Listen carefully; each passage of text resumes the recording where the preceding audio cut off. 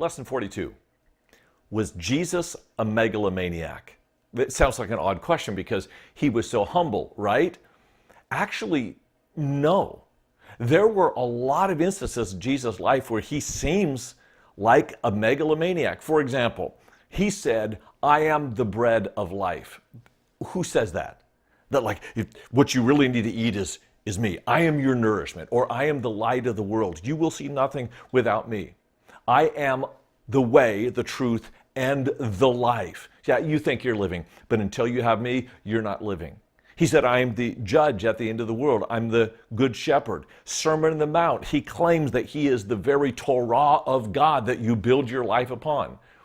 He said he was the Son of God. He said that the Sabbath, that he was the one who arbitrated the Sabbath. That's not a Mosaic command. That's an Edenic principle.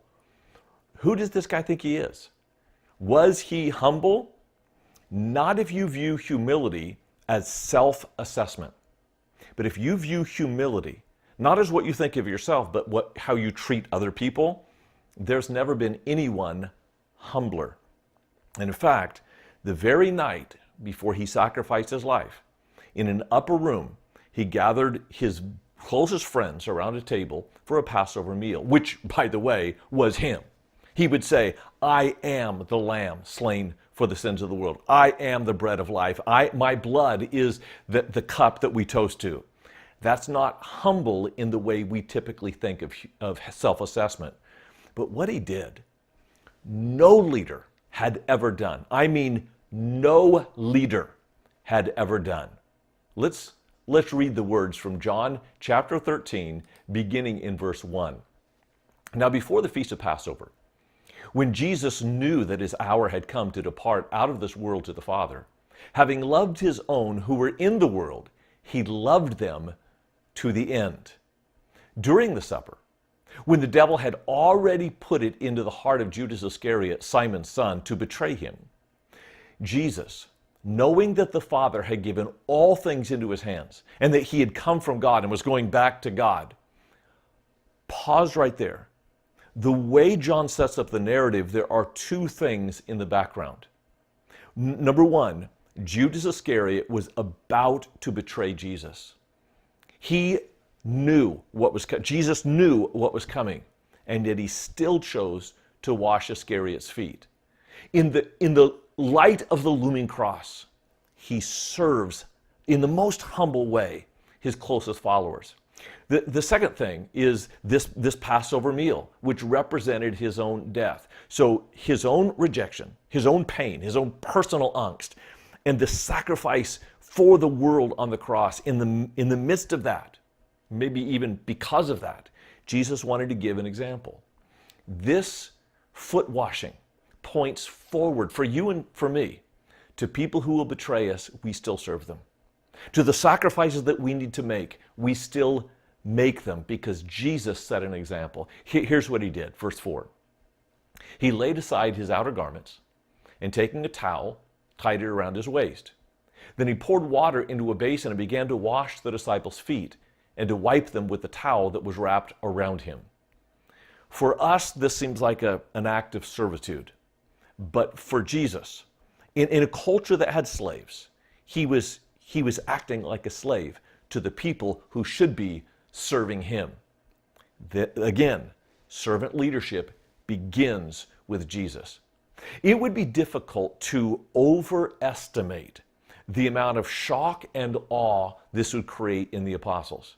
In fact, that's exactly why Peter protests and said, Lord, you're not going to wash my feet. Like the other guys are going to let you wash their, not me, man. I am not letting you wash my feet. You're Lord, I'm your servant. And Jesus said, Peter, if I don't wash your feet, then you're going to have no part of me. And then Peter swings the pendulum completely to the other side and says, okay, then give me a sponge bash. Wash my head, wash my hands, wash my whole body.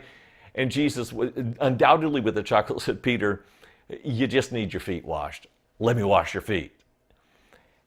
This whole incident comes after the apostles have just argued about who is the greatest. Isn't that interesting? They're trying to get to the head of the table, and Jesus makes a beeline to the foot of the table and to the feet of those around the table. And right after this, He's going to go to the garden, be betrayed by Iscariot, whose feet he just washed, and go to the cross for you and for me. So we better listen carefully to Jesus' conclusion of this event, why he did what he did. Verse 14. If I then, your Lord and teacher, have washed your feet, you also ought to wash one another's feet. For I have given you an example that you also should do just as I have done to you. The foot washing is not simply an act of humility. It's a mode of life. And you could extrapolate it to any event that might be humbling. Parking someone else's car, or taking out the trash, cleaning someone's yard. Start over with the reading. This event in Jesus' life is not just a singular moment where he models humility. It is a call to a lifestyle that could be extrapolated in 10,000 different ways, from mowing someone's yard to parking their car to humbling yourself and taking out the trash. What Jesus is calling us to is not servitude, but leadership through serving. Yes, he's about to go to the cross. So whatever discomfort you're about to go through, whatever excuse that you might have, falls on deaf ears in light of this event. And you might say, yeah, but they haven't served me well. They haven't treated me kindly.